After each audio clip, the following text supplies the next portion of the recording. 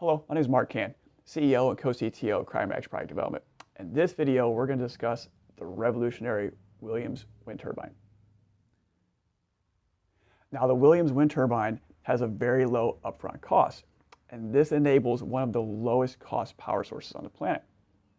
Now, we use this power source to produce liquid air, but it can also be used to produce, say, green hydrogen and green ammonia.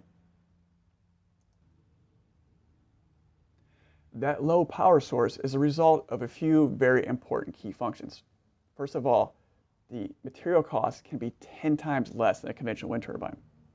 You also have much lower operational and maintenance costs, and these systems can last up to 50 years or in some cases even longer.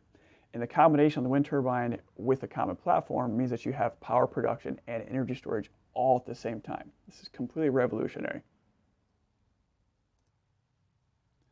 Multiple megawatt turbines can all share a common platform, which means that a single system can be in excess of 100 megawatts. Also, you have a single anchor point, and the whole entire platform can passively adjust as the wind. Now, because these are floating platforms, they can be located in areas that have utilization in excess of 60%, which again helps you give this lower cost power source.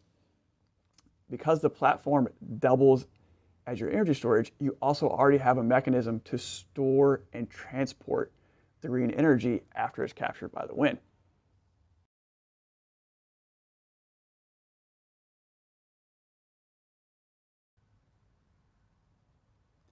We're using the output of these systems to supply liquid air to our other products, but we're also partnering with the companies that are looking for low-cost green hydrogen, green ammonia, low-cost liquid oxygen, as well as other byproducts.